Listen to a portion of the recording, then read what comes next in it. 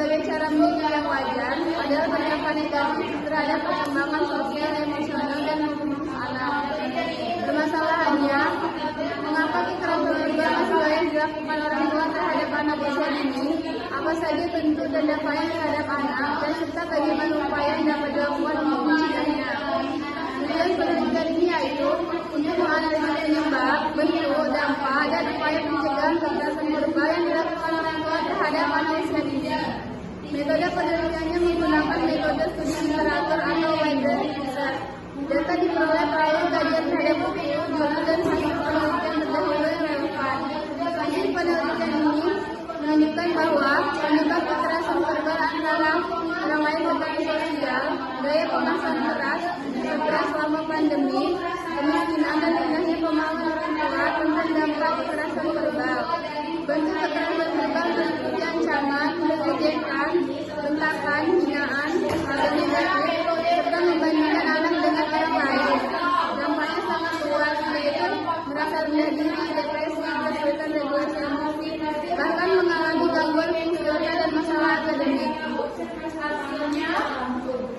Kesimpulannya yaitu kekerasan verbal terhadap anak usia dini sering terjadi karena kurangnya kesadaran dan pemahaman orang tua terhadap dampaknya. Kekerasan verbal dapat menimbulkan dampak stres terhadap perkembangan sosial dan emosional, kognitif, dan mental anak dalam jangka panjang. Oleh karena itu, orang tua perlu meningkatkan pemahaman, mengubah pola komunikasi, dan menerapkan metode pengasuhan yang positif agar anak tumbuh dan berkembang secara optimal.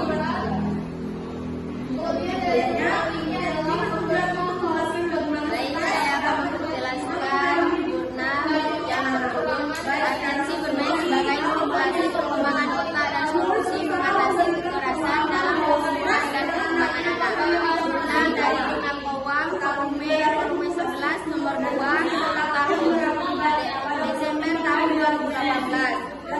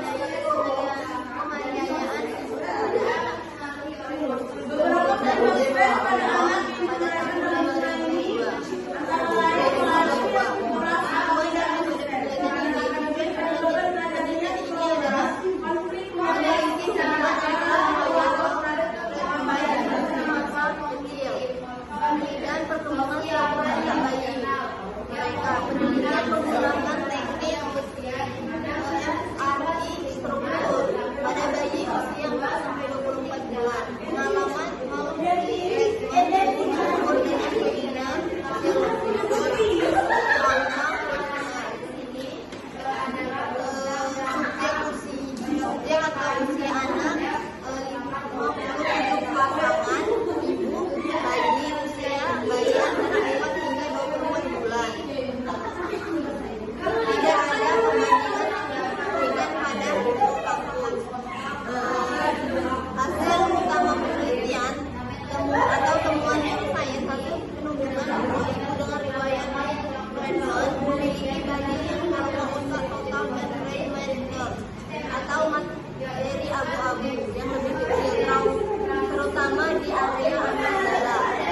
Efek ini semakin nyata pada bayi yang berusia lebih tua atau rekam dalam 2 tahun pertama. Tidak ada perbedaan signifikan pada penelitian. Kesimpulannya, penelitian ini mengidentifikasikan adanya efek induksi generasional dari pengalaman Bradford ibu terhadap perkembangan struktur otak bayi. Efek tersebut dapat terjadi melalui mekanisme biologis seperti stres prenatal, hormon kortisol, dan epigenetik. Hal ini menegaskan pentingnya dukungan psikologi bagi ibu yang pernah mengalami kekerasan sebelumnya atau selama ibu dalam kehamilan. Berikutnya jurnal yang saya teliti yaitu pengaruh pengabaian terhadap perkembangan otak anak usia dini. Jurnal Ilmu Pendidikan volume 7 nomor 2 halaman 145 sampai 153 tahun terbit 2024, penulis Dede Apriani Yeni Wike dan kawan-kawan. Tanggal review itu 8 Oktober 2025. Tujuan penelitian untuk mengetahui pengaruh pengembangan atau weight terhadap perkembangan otak anak usia dini. Subjek penelitian anak-anak usia 4-6 tahun di PAUD wilayah Bekasi yang mengalami pengabaian dengan tidak sadar. Metode penelitian kuantitatif dengan pendekatan deskriptif korelasional, data dikumpulkan melalui observasi dan wawancara guru serta orang tua. Hasil penelitian anak-anak yang mengalami pengabaian menunjukkan keterlambatan perkembangan kognitif dan emosi. Pengabaian mempengaruhi konektivitas otak dengan menghambat pembentukan sinaps yang berhubungan dengan fungsi dan emosi.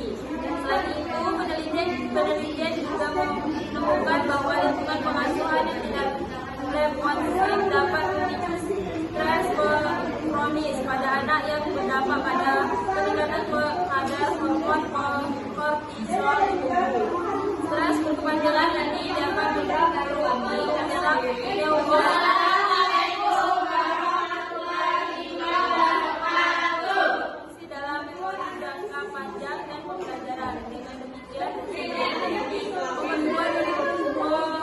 Pandangan bahwa pengalaman negatif pada mahasiswa pada masa awal berpotensi menghambat pertumbuhan otak dan mengurangi kemampuan kognitif dan anak secara signifikan.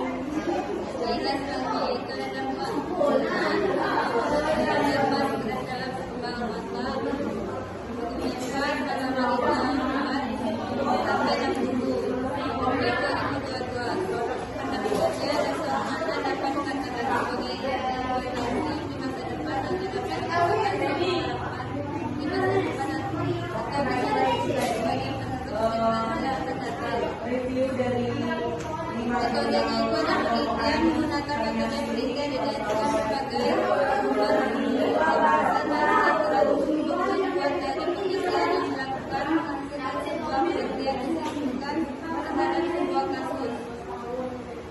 Ada juga penelitian pembahasannya seperti yang dikatakan bahwa otak dibagi menjadi 3 bagian, bagian kognitif yang berbeda, namun setiap bagian lain bagi tidak dapat dipisahkan dengan aktivitas tersebut.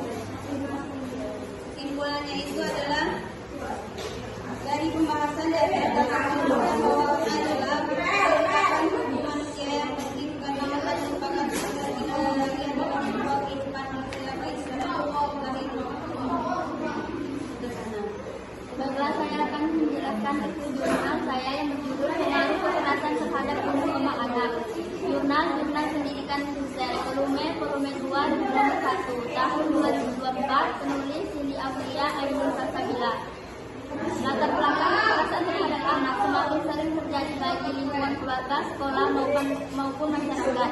Bentuk kekerasan ini dapat berupa kekerasan fisik, emosional, seksual maupun penelantaran. Permasalahannya yaitu masalah utama yang terdapat dalam kekerasan ini adalah bagaimana kekerasan menjalankan sejauh mana kekerasan dapat berpengaruh terhadap perkembangan anak, baik secara fisik, emosional, seksual maupun tujuan penelitian ini bertujuan untuk menunjukkan dampak kekerasan yang dilakukan oleh orang tua terhadap kebahagiaan dan pendidikan. Metode penelitian yang menggunakan pendekatan kualitatif dengan kajian literatur, peneliti internasional sebagai teori dan hasil penelitian sebelumnya yang relevan dengan isu kekerasan terhadap anak. Hasil penelitian bentuk kekerasan terhadap anak, kekerasan emosional, penelantaran anak, kekerasan fisik, dan seksual. Yang kedua, dampak kekerasan terhadap anak yang mempengaruhi hambatan perkembangan yaitu pengaruh terhadap perkembangan anak yang mengalami kekerasan cenderung memiliki IQ dan kemampuan kognitif rendah. Kesimpulannya yaitu kekerasan terhadap anak memiliki dampak yang sangat luas terhadap tumbuh kembang anak, baik secara fisik, emosional maupun mental. Dapat diklasifikasi utama kekerasan yaitu fisik, emosional, seksual, dan dampak yang ditimbulkan dapat menghambat perkembangan otak, menurunkan kemampuan kognitif.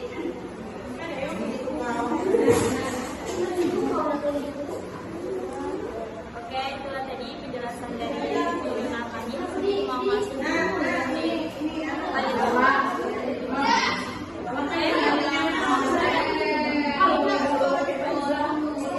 Baiklah, saya akan bertanya kepada Letifa, apa hasil jurnal yang Anda baca atau yang Anda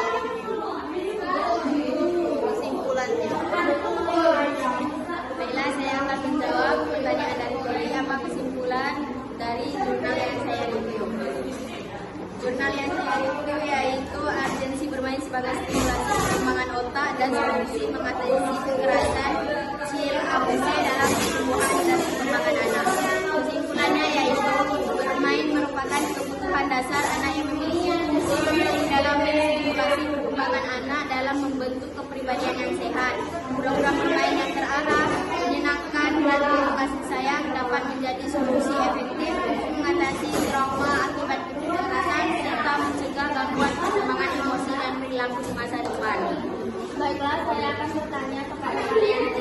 Apa permasalahan yang ditimbulkan dari judul kekerasan seksual terhadap anak?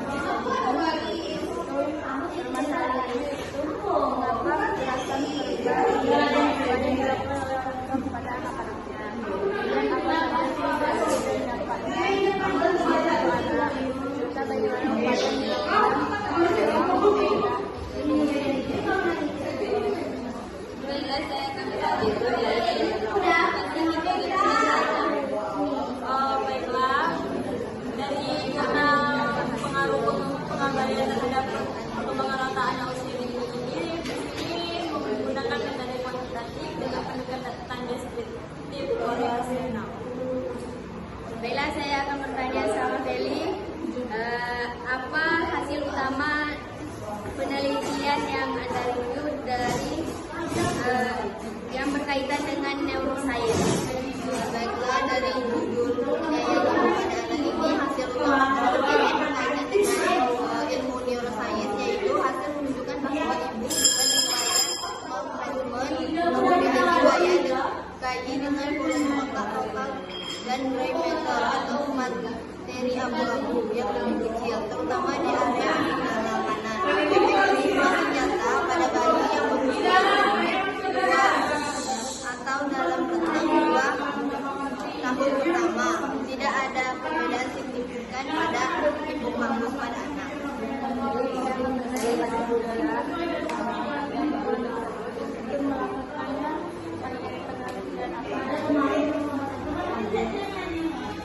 Penelitiannya yaitu menggunakan pendekatan kualitatif